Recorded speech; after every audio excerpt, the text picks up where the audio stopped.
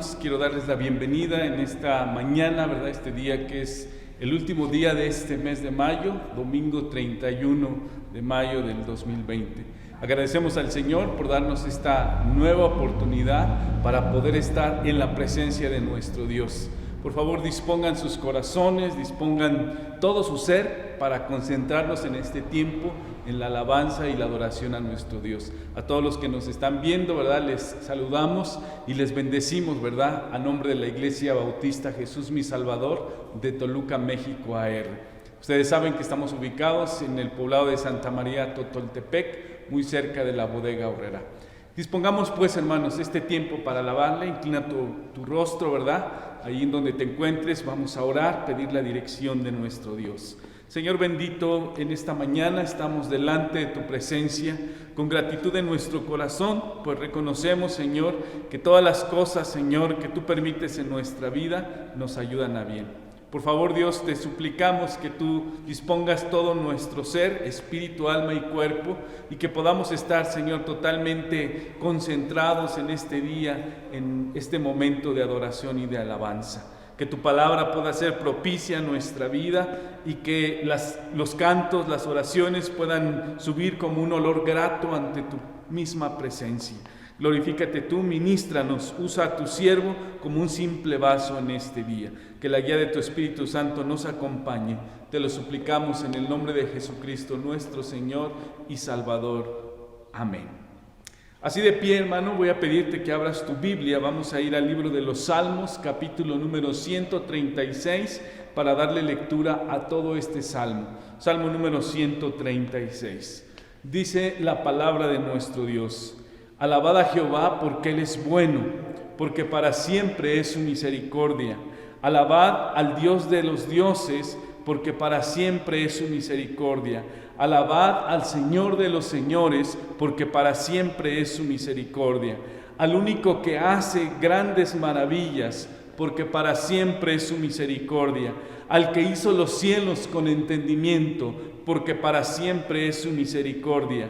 Al que extendió la tierra sobre las aguas, porque para siempre es su misericordia. Al que hizo las grandes lumbreras, porque para siempre es su misericordia. El sol para que señorease en el día, porque para siempre es su misericordia. La luna y las estrellas para que señoreasen en la noche, porque para siempre es su misericordia. Al que hirió a Egipto en sus primogénitos, porque para siempre es su misericordia. Al que sacó a Israel en medio de ellos, porque para siempre es su misericordia. Con mano fuerte y brazo extendido, porque para siempre es su misericordia. Al que dividió el mar rojo en partes, porque para siempre es su misericordia. E hizo pasar a Israel en medio de él, porque para siempre es su misericordia. Y arrojó a Faraón y a su ejército en el mar rojo, porque para siempre es su misericordia. Al que pastoreó a su pueblo por el desierto, porque para siempre es su misericordia. Al que hirió a grandes reyes, porque para siempre es su misericordia. A Sehón, rey amorreo, porque para siempre es su misericordia. Y a Og, rey de Basán, porque para siempre es su misericordia. Y dio la tierra de ellos en heredad, porque para siempre es su misericordia. En heredad a Israel su siervo, porque para siempre es su misericordia. El que en nuestro abatimiento se acordó de nosotros, porque para siempre es su misericordia, y nos rescató de nuestros enemigos, porque para siempre es su misericordia. Al que da alimento a todo ser viviente, porque para siempre es su misericordia. Alabad al Dios de los cielos, porque para siempre es su misericordia. Y bueno, mis amados hermanos, leímos en este salmo que tenemos que alabar al Señor de los señores, porque para siempre es su misericordia. Vamos a disponer nuestro corazón, vamos a quedarnos ahí de pie, vamos a cantarle a nuestro Dios, entonando este canto que lleva por título La única razón de mi adoración. Vamos a alabarle, a exaltarle, porque Él es digno de nuestra alabanza. Alabemos a nuestro Dios.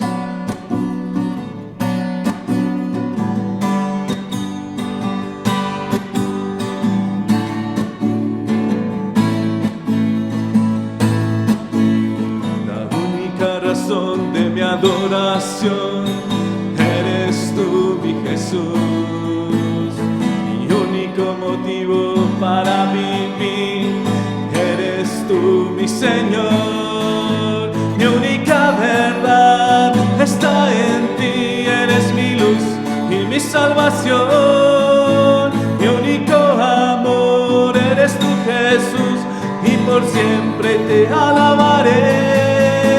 Eres todopoderoso, eres grande y majestuoso, eres fuerte, invencible, y no hay nadie como tú.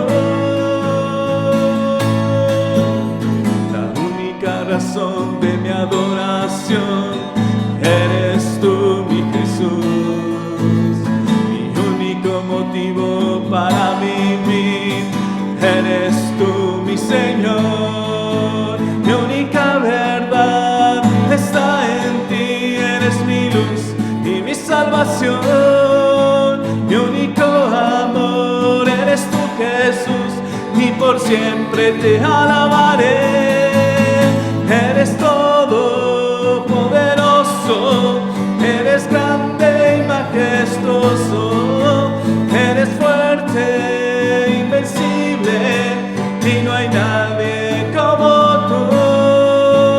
Eres todopoderoso, eres grande y majestuoso, eres fuerte, invencible, y no hay nadie como tú.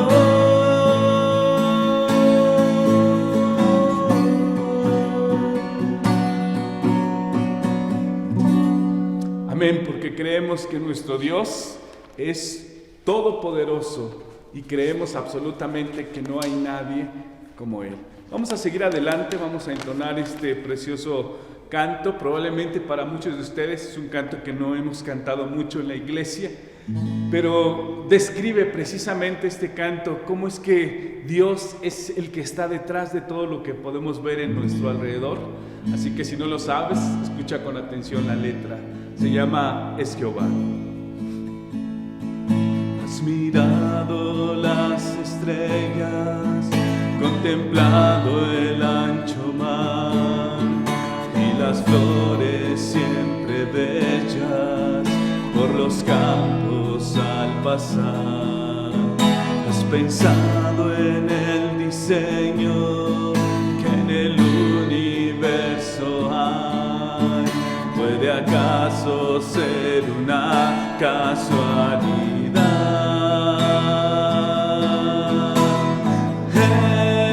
Es Jehová, el autor del universo, es Él. Es Jehová nuestro Dios, creador de todo cuanto hay, con propósito fuimos creados por nuestro Señor, y no estamos aquí por simple casualidad. ¿Has pensado seriamente que la vida se inició con moléculas inertes, de donde evolucionó? Mas nunca te has preguntado cuál puede ser la razón que de cada especie falta un eslabón. Es Jehová, el autor del universo, es Él. Es Jehová nuestro Dios, creador de todo cuanto hay, con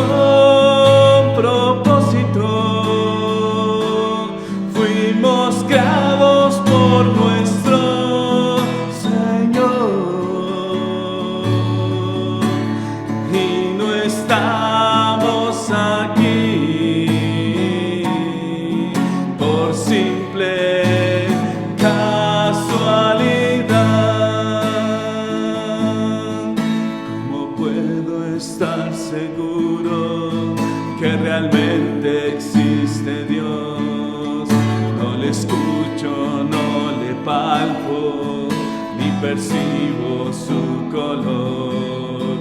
¿No recuerdas, buen amigo, que aquel Dios se humanó y después de darnos vida revivió? Es Jesús quien dejó su gloria y se humilló para darte perdón. Murió pagando tu culpa así con amor. A la cruz fue nuestro Salvador, para así redimirnos del mal y darnos vida eterna. Es Jesús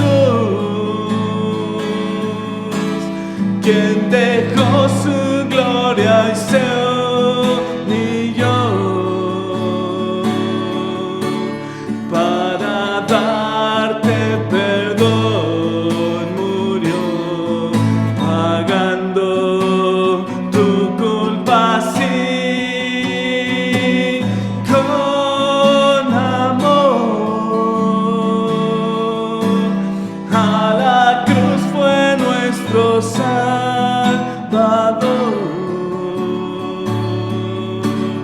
para así redimirnos del mal y darnos vida eterna. Y darnos vida eterna.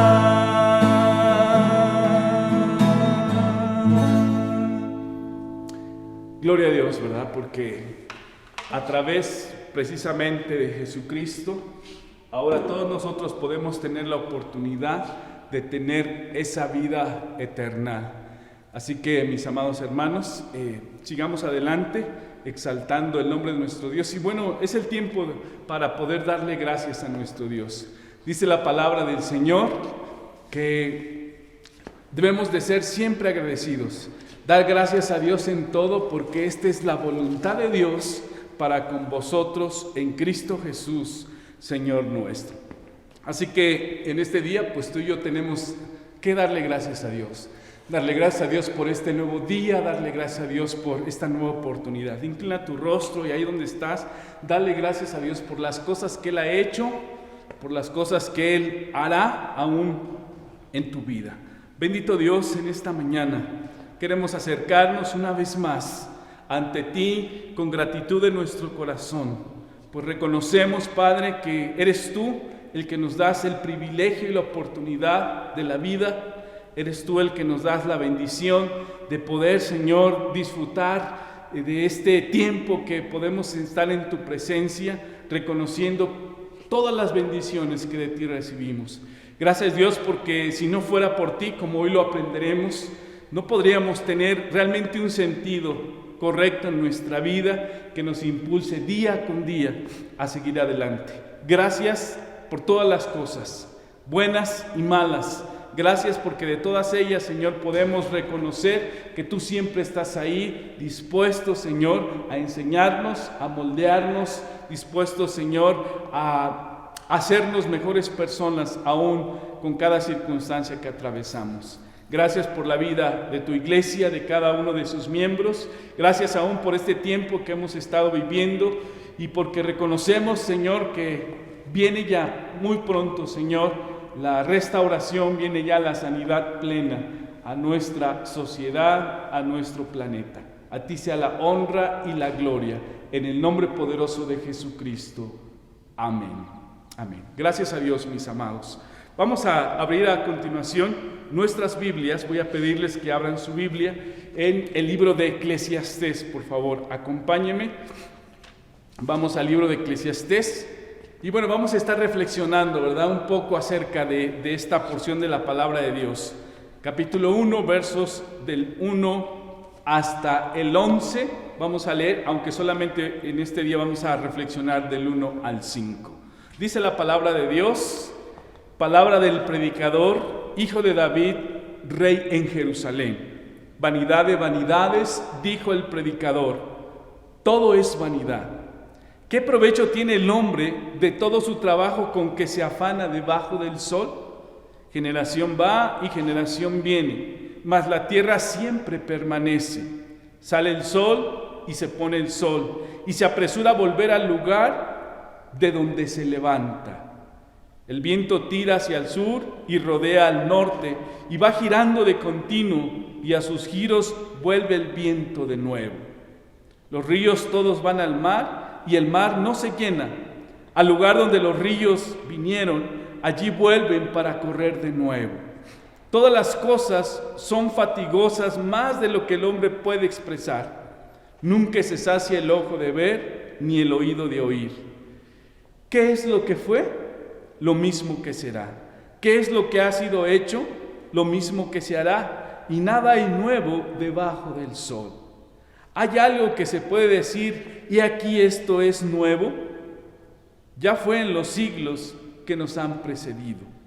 No hay memoria de lo que precedió, ni tampoco de lo que sucederá habrá memoria en los que serán después. Esta es la palabra de nuestro Dios.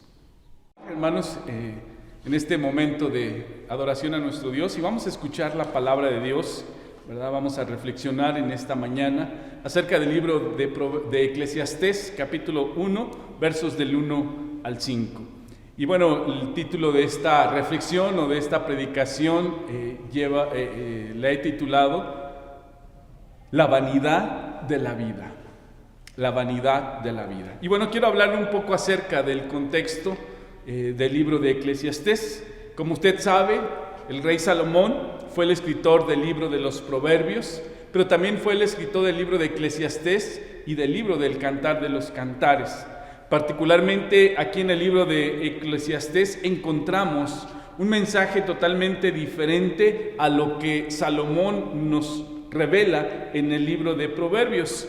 En el libro de Proverbios pudimos observar la sabiduría plena de Salomón. Sin embargo, en el libro de Eclesiastés podemos ver la insensatez de aquel hombre. Eclesiastés podríamos decir que es la dramática autografía de su vida cuando él se encontraba lejos de Dios. La palabra Eclesiastés quiere decir el hombre de la asamblea, o el orador, o el predicador, o el maestro de la sabiduría o filósofo. Para este momento quiero utilizar más la palabra filósofo. Para entender correctamente cualquier libro de la Biblia, pues es importante saber cuál es el propósito por el cual fue escrito. Es necesario quizá a veces retroceder un poco, alejarnos un poco de ese libro para tener una perspectiva del mismo. Es necesario, por expresarlo de alguna manera, enfocar la Biblia con un telescopio, por así decirlo, antes de analizarlo con un microscopio. En el caso de este libro, la necesidad de esa perspectiva es más evidente que en muchos de los otros libros de la Biblia. En este libro, mis amados hermanos, podemos ver la filosofía o el pensamiento humano alejado de Dios. Y siempre ese pensamiento alcanzará las conclusiones que se revelan en este libro. Tenemos que entender esta realidad, o tenemos que entender esta realidad del Eclesiastés, porque en él se encuentran afirmaciones que muchas veces contradicen a otras declaraciones de las Escrituras. Por eso es importante tener la óptica general antes de empezar a analizar el libro con el microscopio. Es importante entender el contexto de ese libro. La realidad es que casi nos impresiona saber que el libro ha sido favorecido por muchos ateos, los cuales lo han citado con mucha frecuencia. Un ejemplo de lo que vemos en este escrito es lo que escribió, por ejemplo, Voltaire, este hombre. En la actualidad nos encontramos a los cínicos y a los críticos que tienden, ¿verdad?, a citar el libro de Eclesiastés. Y también es interesante el número de sectas que utilizan pasajes del libro de Eclesiastés fuera de su contexto, dándoles un significado totalmente erróneo. Como en Eclesiastés encontraremos expresiones que parecen contradecir otras partes de la Escritura, estas personas han utilizado ciertos pasajes para poder hablar acerca de que Dios está diciendo algo equivocado o contradictorio. Sin embargo, no es así. El hombre ha tratado por muchas maneras de ser feliz sin Dios. Millones de personas están intentando todos los días lograr encontrar la felicidad aparte de Dios. Y este libro simple y sencillamente nos muestra lo absurdo de tales intentos. Salomón fue el hombre más sabio que ha existido y él tenía la sabiduría porque Dios se la había dado. No tenemos el tiempo para leer, pero le pido que lea por favor ahí en su casa la primera carta a los reyes o el primer libro de los reyes, capítulo 3 y 4. Y usted va a encontrar en esos pasajes cómo es que Dios derrama sabiduría sobre Salomón y toda la gloria que rodeó a Salomón durante el tiempo que él pudo estar con vida. Salomón, al tenerlo todo, probó todas las áreas y medios de placer y de felicidad conocidos por el ser humano. Es decir, Salomón tuvo la oportunidad de probarlo todo. Tenía fama, tenía dinero, ¿verdad?, tenía mujeres, tenía poder. Él pudo darse el lujo de hacer lo que él imaginara, lo que él quisiera. Tenía los recursos para hacerlo y aún la sabiduría humana para poderlo lograr. Pero ¿sabe qué? Su conclusión, después de que él se aleja de Dios, es que todo eso es vano. La palabra vanidad nos habla de algo vacío, de algo que no tiene propósito. Es como la niebla que usted la ve, pero en un momento se esfuma y no existe más. La satisfacción de la vida nunca puede ser obtenida de esta manera. Por eso es importante que usted y yo reflexionemos al respecto de eso. ¿Sabe? Cuando leemos, por ejemplo, en el libro de Job, Dios le demuestra a Job, un hombre justo, que en realidad él era un pecador ante los ojos de Dios. Aquí en el libro de Eclesiastés, Dios le demuestra a Salomón que el hombre más sabio que él es un insensato ante la mirada de Dios. Este es un libro del cual las personas de todos los niveles sociales, de todos los niveles culturales, pueden aprender grandes lecciones.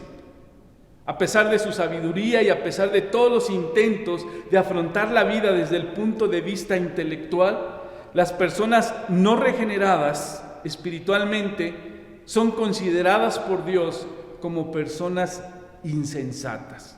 Acompáñeme rápidamente al primer libro o a la primera carta a los Corintios.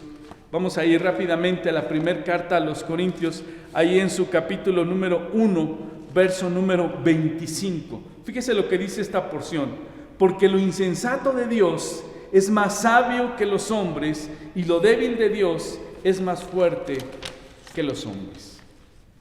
Lo insensato de Dios es más sabio que los hombres.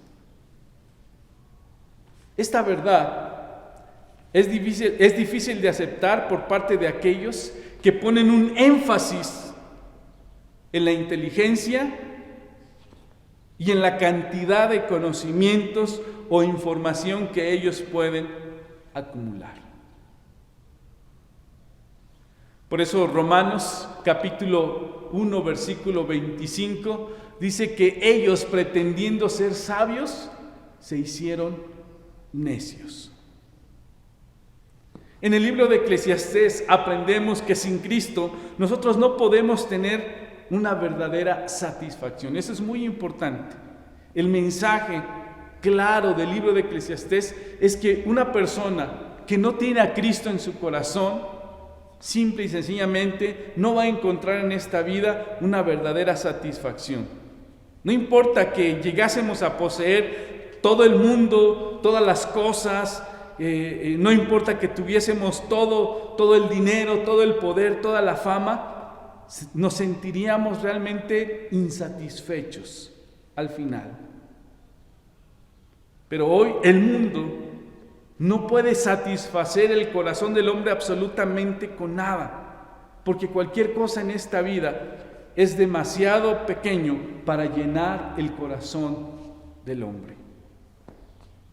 Nuevamente queremos decir que la palabra vanidad es la palabra clave de este libro, pues ya que se repite alrededor de 37 veces. Hay otra frase que es la frase debajo del sol. Esta es mencionada alrededor de 29 veces en el libro. Y también tenemos que mencionar que existe otra expresión que también se repite varias veces, y es: dije yo en mi corazón. Este libro contiene reflexiones del corazón del hombre. Estas son las conclusiones a las que el hombre llega a través de su propia inteligencia, a través de sus propios experimentos o sus propias experiencias. Aunque las conclusiones de Salomón no son inspiradas, la Sagrada Escritura que nos la presenta sí es inspirada. Así que, teniendo en consideración estas cosas, yo quiero compartir con usted dos aspectos que Salomón nos revela en estos primeros 5 versículos. Y el primero de ellos es el problema que todos los seres humanos tenemos, versos del 1 al 3. Eclesiastés no es un libro fragmentado o arreglado sin ton ni son. No es un grupo de versículos agrupados de una forma aleatoria. En realidad, Eclesiastés comienza con una declaración especificando la problemática o el problema. Y Salomón lo expresa con esta simple frase: todo es vanidad en este mundo. Todo es vanidad en este mundo. Luego entonces encontramos la realización de diversos experimentos por medio de los cuales Salomón buscó la satisfacción en diferentes áreas de la experiencia humana: la ciencia, las leyes de la naturaleza, la sabiduría y la filosofía, el placer, el materialismo, es decir, el vivir el ahora para el tiempo presente. Sin embargo, también Salomón exploró el fatalismo, el egoísmo, la religión, las riquezas, la moralidad. Finalmente, después en los versículos finales de este libro, Salomón nos presenta el resultado de todas sus experiencias o de todos sus experimentos. Tengamos en cuenta que las conclusiones de cada experimento son conclusiones humanas. Estas conclusiones no forman parte de la verdad de Dios. Son los razonamientos del ser humano que vive debajo del sol. Más adelante les voy a explicar qué quiere decir esta expresión. Antes de adelantarnos a que las conclusiones de Salomón no fueran inspiradas, pero que la Escritura Sagrada que las presenta sí es inspirada, tenemos que entender qué queremos decir por inspiración. Cuando decimos que la Biblia fue inspirada por Dios,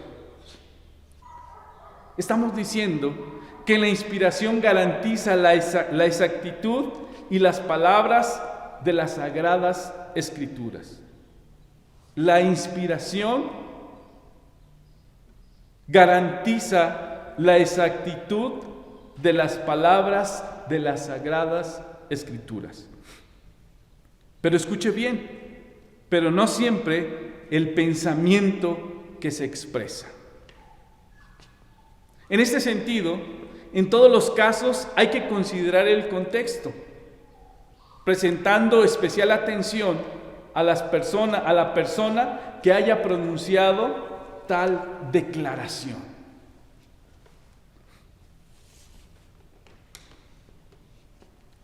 Por ejemplo, si pensamos en la traición de Judas,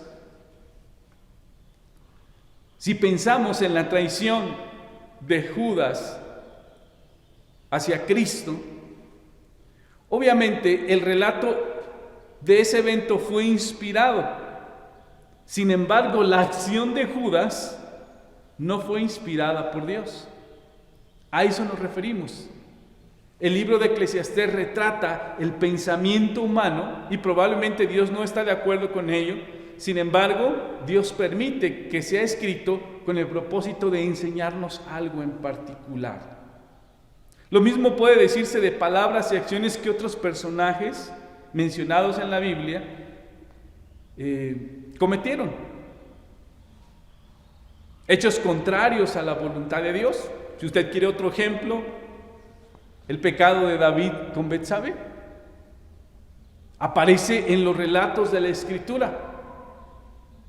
Esa parte de la Escritura es inspirada por Dios, pero no quiere decir que Dios haya inspirado el pensamiento pecaminoso de David para cometer adulterio con Betsabé. Así que muchas de estas cosas que aparecen en las Escrituras fueron guiados en su tarea de escribir el texto por el Espíritu Santo. En nuestro caso concreto de Eclesiastés, las declaraciones hechas por Salomón cuando estaba buscando la satisfacción alejado de Dios, no estuvieron siempre de acuerdo con los pensamientos de Dios. En consecuencia, la inspiración garantiza que lo que Salomón dijo ha sido fiel y exactamente registrado en la Biblia. Una vez comprendiendo esto, quisiera que leyésemos el primer verso. Las palabras del predicador, hijo de David, rey de Jerusalén.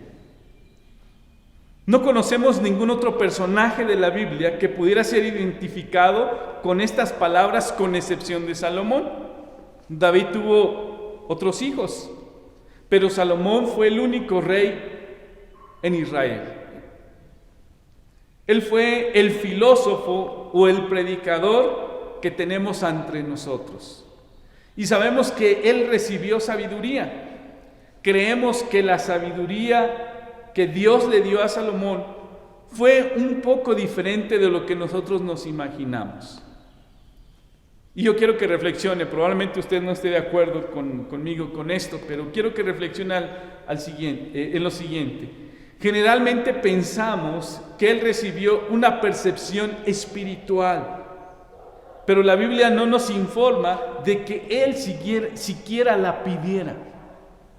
Lo que sí nos revela la Escritura, por ejemplo, en Primera de Reyes 3:9, dice así: concede pues a tu siervo un corazón que entienda para juzgar a tu pueblo y discernir entre lo bueno y lo malo. Pues, ¿quién podrá gobernar este pueblo tan grande? Eso es lo que encontramos en la Escritura. Aparentemente, Dios le dio lo que él había pedido, es decir, Salomón pidió sabiduría para gobernar. Él demostró sabiduría en la economía política, probablemente en el ejercicio del buen gobierno en una nación. Introdujo el reino a una época de paz.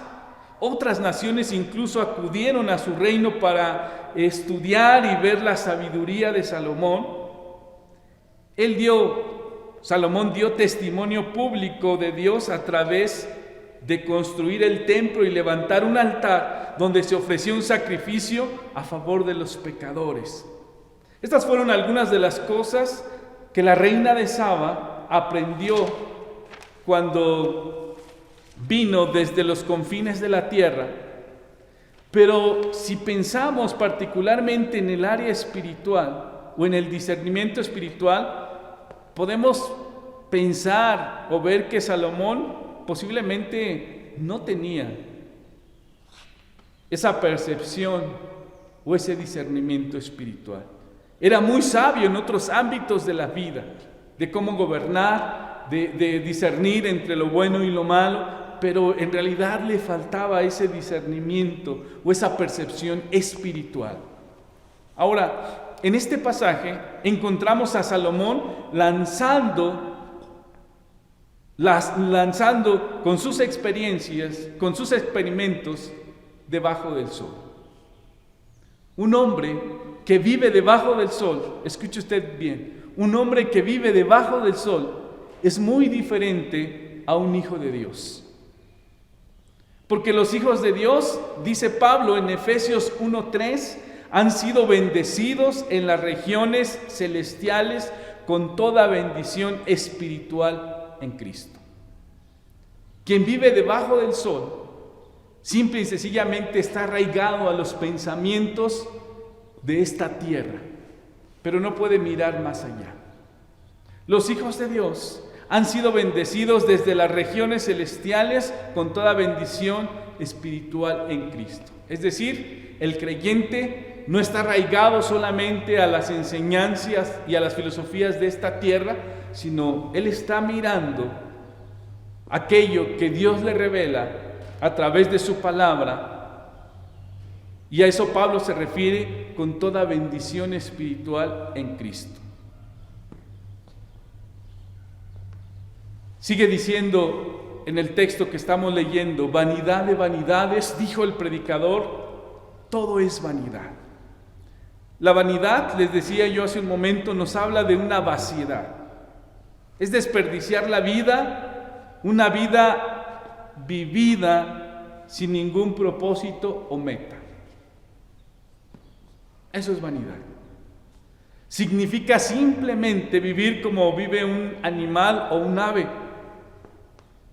Tristemente hay mucha gente que hoy vive de esa manera. Vive una vida vana. No hay un propósito, no hay una meta clara en su vida.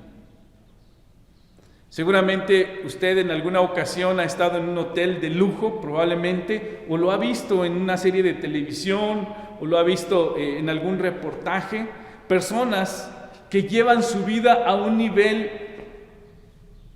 de vida que no nos imaginamos por los recursos financieros que esas personas poseen. Se trata de personas que pueden satisfacer todos sus deseos en esta tierra, vivir en la parte del mundo que a ellos les agrade, dedicarse a las más variadas actividades de ocio. Pero algo que sorprende es comprobar por sus conversaciones la falta de satisfacción y descontento que ellos revelan, así como su grado de aburrimiento. Parecen vidas sin propósito, que han perdido la ilusión y la motivación por nuevas experiencias. Y se lo voy a ilustrar de una manera muy simple. Usted está ansioso de tener aquel juguete, es como el niño que está ansioso de querer tener aquel juguete que vio en televisión, que le agrada tanto, pero que una vez que lo tiene en sus manos, lo disfruta unos momentos y después lo hace a un lado o lo avienta. Pasó la emoción, pasó la satisfacción y posteriormente se vuelve a sentir insatisfecho, aburrido, aunque tenga eso. Eso pasa con la gente que probablemente vive en ese nivel de vida. Tú y yo anhelaríamos estar en un campo de golf enorme y siquiera aprender a jugar ese deporte, pero ellos que ya lo tienen, simple y sencillamente para ellos ya es algo aburrido, monótono, o tener una casa a la orilla del mar, etc. Entonces, en estos versículos podemos darnos cuenta que todas las ilusiones de esta vida son vanidad y se esfuman. El libro de los Proverbios, Salomón nos presentó joyas de sabiduría, pero en este libro de Eclesiastés, Salomón nos ofrece glóbulos, no de sabiduría, sino de insensatez. En el libro de Cantar de los Cantares, Salomón nos habla del amor. Entonces, Salomón toca en esos 3 libros 3 temas importantes: la sabiduría, la insensatez y el amor. Salomón era un experto en estos temas. Él sabía cómo desempeñar el papel de un insensato, porque él vivió como tal cuando se alejó de Dios. Él también experimentó la sabiduría en su forma de gobernar, y él experimentó la vida amorosa de una manera intensa. Aunque Salomón fue el hombre más sabio, pero nadie llegó a comportarse tampoco con tanta insensatez como lo hizo él. El enigma de la revelación, la paradoja de las Escrituras, el hombre más sabio fue, pero a la vez también el más insensato. Y este libro de Eclesiastés nos revela precisamente este aspecto de la personalidad de Salomón. Vemos que en este versículo leído dice: vanidad de vanidades, todo es vanidad. Esta afirmación se refiere a una vida sin Dios. La vida del hombre que vive debajo del sol, tratando de obtener algo de la vida por sí mismo. Y de eso hay mucho en nuestros días, mis amados hermanos. Mucha gente se esfuerza todos los días por tratar de vivir una vida de satisfacción, de felicidad, aparte de Dios. Ellos tratan de luchar por sus propios medios para alcanzar esa satisfacción. Sin embargo, no la encuentran. Han intentado de todo para obtenerla, pero solo van acumulando amarguras y desilusiones. Así que en estas consideraciones de este libro, vemos al ser humano probando, experimentando.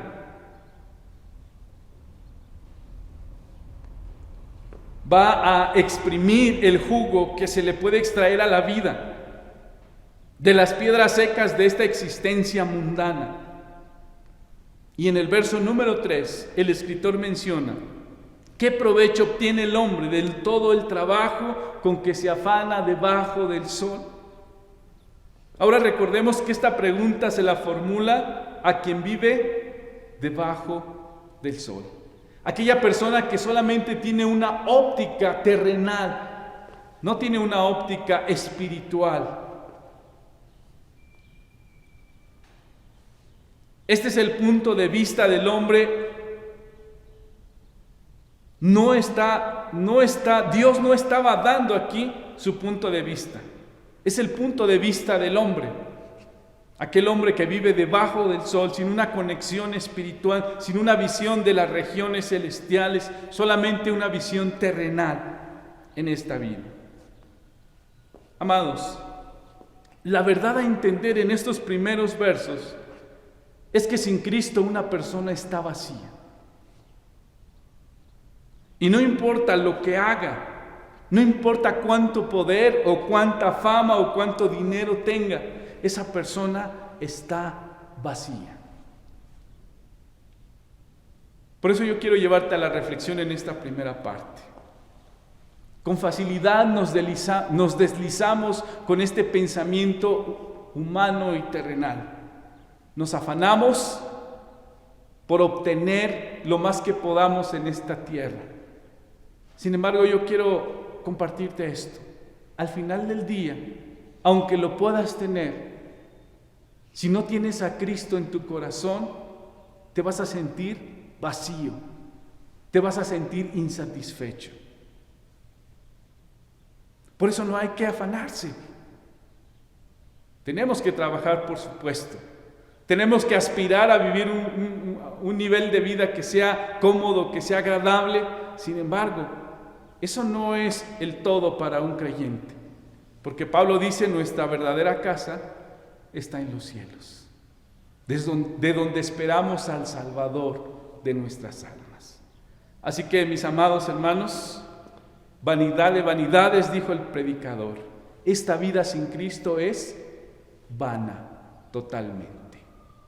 Hermanos, que quiero compartir en esta mañana con usted, y es como el predicador o el filósofo, en este caso Salomón, empieza a relatar todas las experiencias o experimentos que él pudo realizar a lo largo de su vida. Así que quiero compartir en esta segunda parte, el experimento es realizado.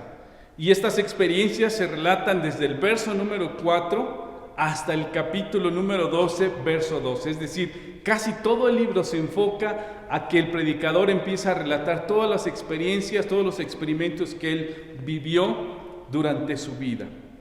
Ahora, el primero que Salomón nos revela, el primer experimento, se encontraba en el área de la ciencia. Y él realizó un estudio de las leyes de la naturaleza. Resulta interesante que Salomón haya intentado esta opción. Los hombres aún penetran en los campos del estudio científico y dedican años. En realidad, pasan toda la vida estudiando estas leyes de la naturaleza. Este libro es notable al exponer estas leyes naturales. Si leemos el verso número 4, podemos empezar a mirar esto. Generación va, generación viene, pero la tierra siempre permanece. Aquí afirma que la tierra siempre es la misma. Tiene una estabilidad que el hombre no tiene, porque el hombre es temporal. El hombre contemporáneo es un poco diferente del hombre del pasado y probablemente será muy diferente del hombre del futuro. Porque el hombre es un ser temporal. La continuidad de la humanidad se mantiene a través de los nacimientos. Es decir, mis amados hermanos, que ni usted ni yo vivimos aquí hace 100 años, ni vamos a estar aquí dentro de 100 años más. En realidad, es posible que muchos de nosotros no vayamos a estar aquí por mucho más tiempo. Pero la humanidad continuará por generaciones sucesivas. Salomón declaró, generación va y generación viene. El ser humano es una criatura transitoria.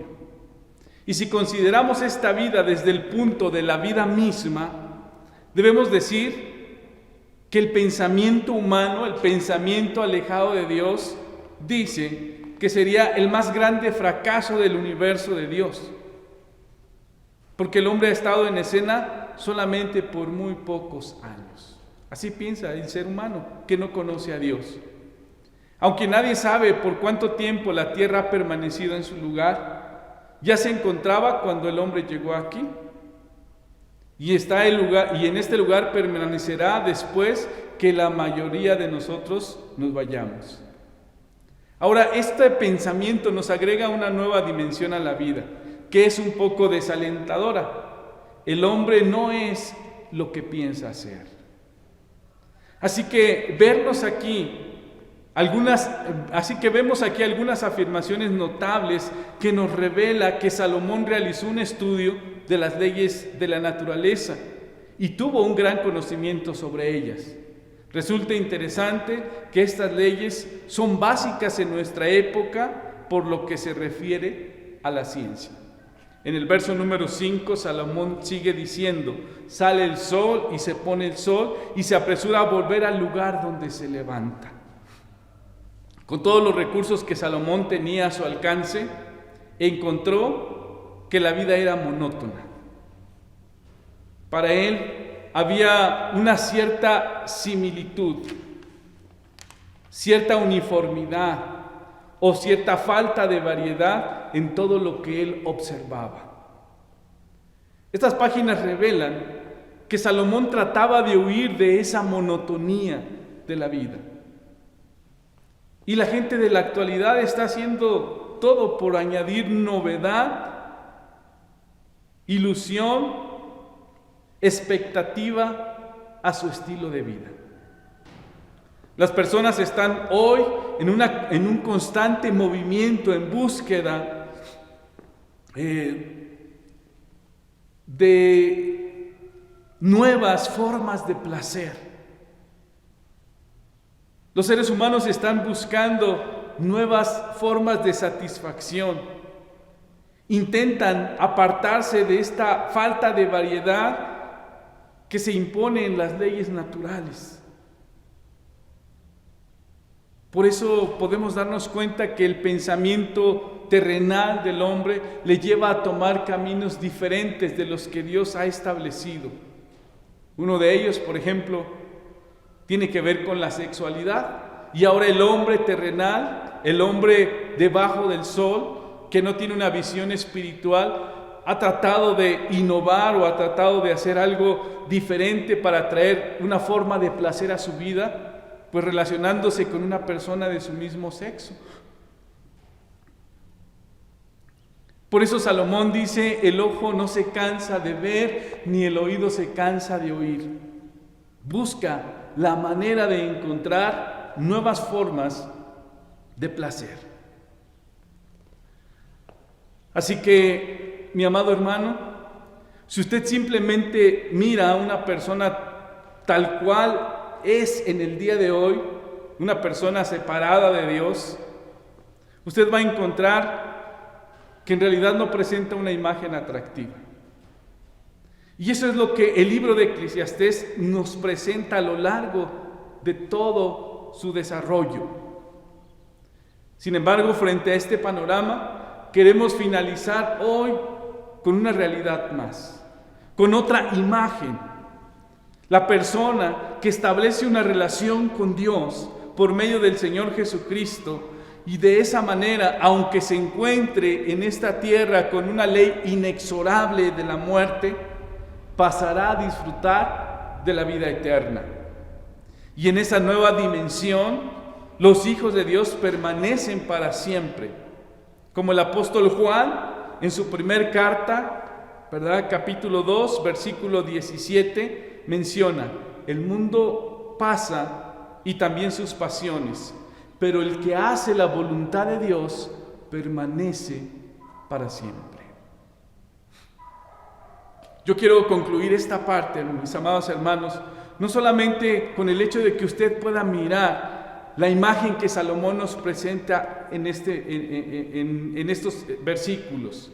Una persona que tenía todos los recursos, que podía hacer todo cuanto él se imaginara en esta tierra, sin embargo encontró monotonía y encontró aburrimiento en esta vida. Las personas constantemente están buscando formas nuevas de placer o de satisfacción. Y las personas que tienen dinero, pues se aburren del dinero, se aburren de las comodidades y están buscando otras cosas. Eso es lo que revela Salomón aquí. Pero yo también quiero hablarte desde otra perspectiva. La persona que no vive debajo del sol, sino aquella persona que tiene la bendición a través de Cristo de mirar con los ojos espirituales todas las riquezas y toda la bendición espiritual que podemos tener en Cristo. Su vida tiene totalmente una óptica diferente. Aunque puede vivir en esta tierra y aunque puede estar sujeto a estas leyes inexorables de este mundo, en realidad él ahora tiene una expectativa plena de la vida eterna. Eso le hace, hermano, realmente no aferrarse ni arraigarse a esto que es vano y temporal, sino a tener una mirada mucho más allá, en donde está su verdadera casa, el cielo. Por eso Juan escribe en su primer carta, capítulo 2, verso 17, el mundo pasa y sus deseos, pero el que busca hacer la voluntad de Dios va a permanecer para siempre. Solo Cristo puede quitar la monotonía en tu vida.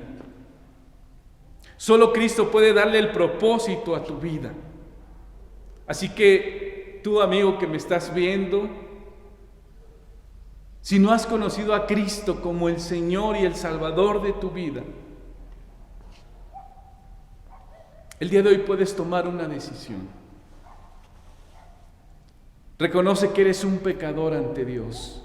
Reconoce que eres una pecadora delante de Dios.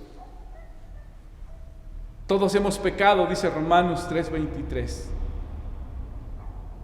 Arrepiéntete. Arrepiéntete para con Dios. Hechos 3:19. Y entonces disfrutarás tiempos de refrigerio y tiempos de bendición. Finalmente, confiesa con tu propio labio labios que Jesús es tu Señor y tu Salvador. Cuando tú puedes hacer una oración de fe diciéndole esto a Dios, Él te perdona y te da la oportunidad y el regalo de la vida eterna y de empezar a ver la vida desde otra perspectiva, como Dios la ve. Él le va a dar sentido a tu vida. Él le va a dar un propósito específico a tu existencia en esta tierra.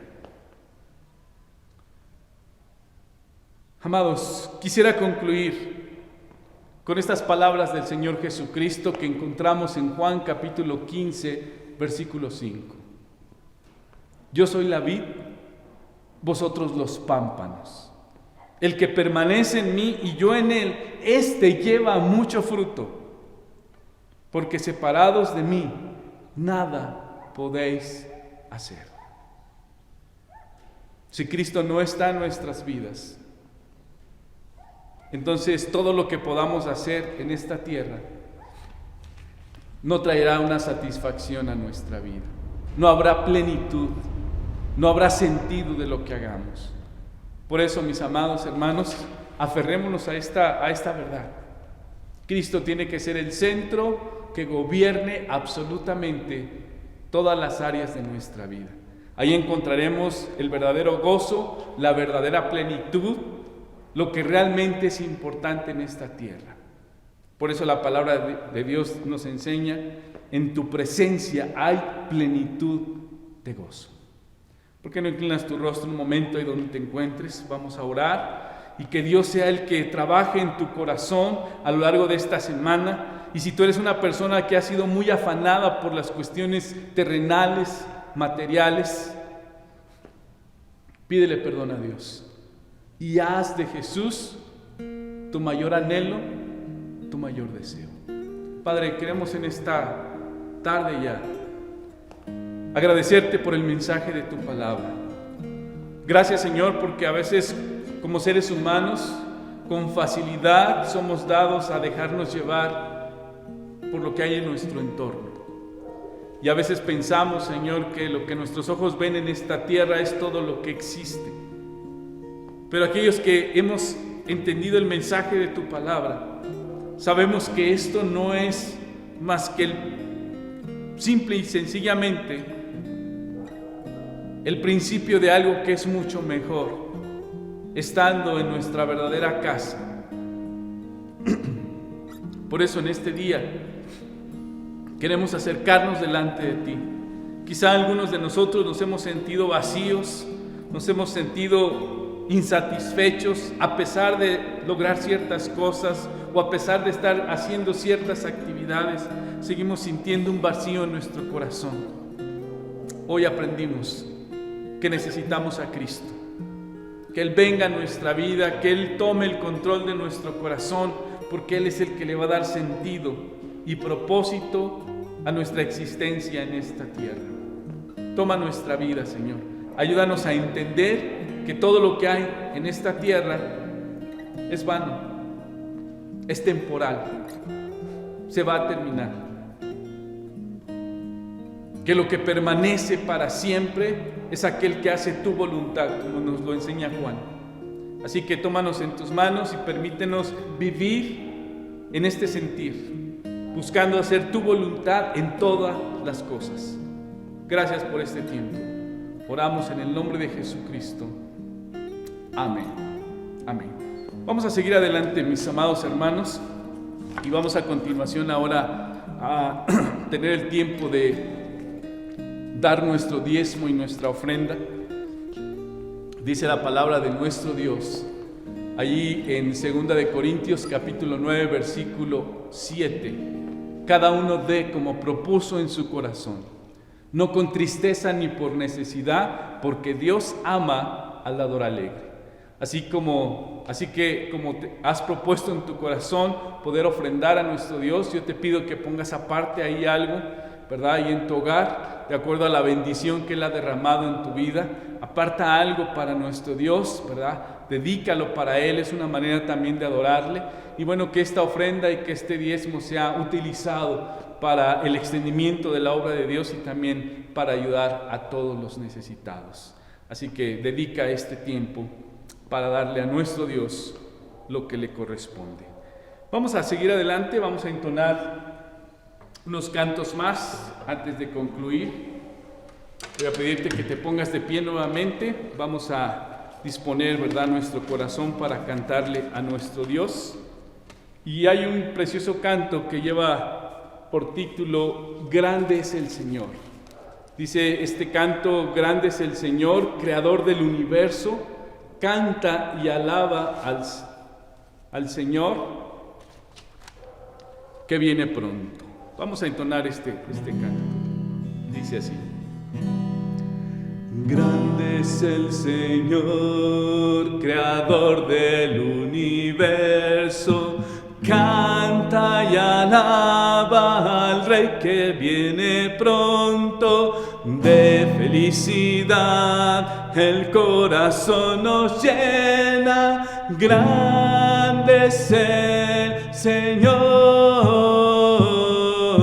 grande es el Señor, creador del universo, canta y alaba al Rey que viene pronto.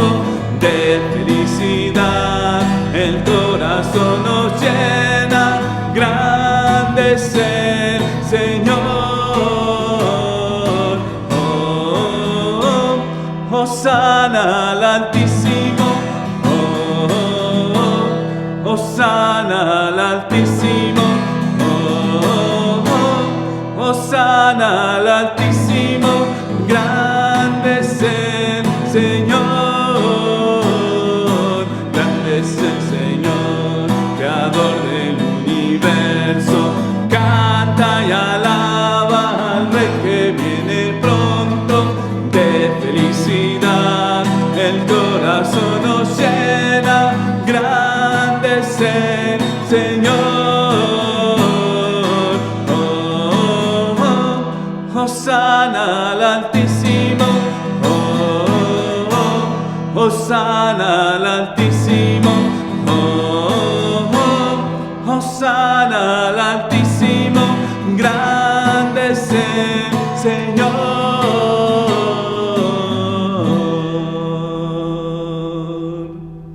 Amén. Grande es el Señor, creador de todo el universo, como lo cantamos hace un momento, ¿verdad?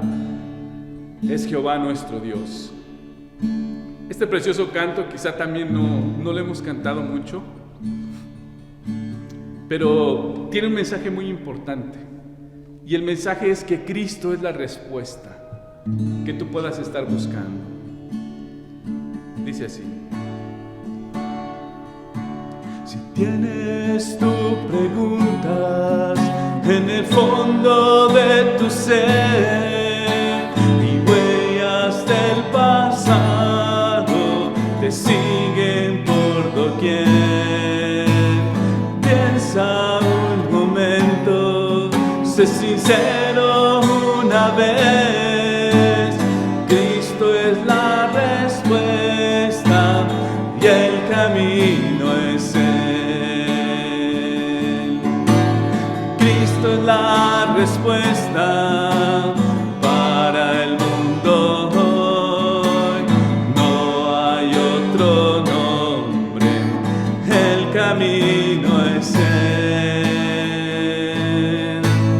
Cristo es la respuesta para el mundo hoy. No hay otro nombre, el camino es Él. Si tienes tú montañas que no puedas escalar, tu cielo está nublado, tu sol no puede brillar. Si acaso no lo sabes, su palabra es verdad y todo lo que prometió por ti Él lo hará. Cristo es la respuesta para el mundo hoy. No hay otro nombre, el camino es Él. Cristo es la respuesta para el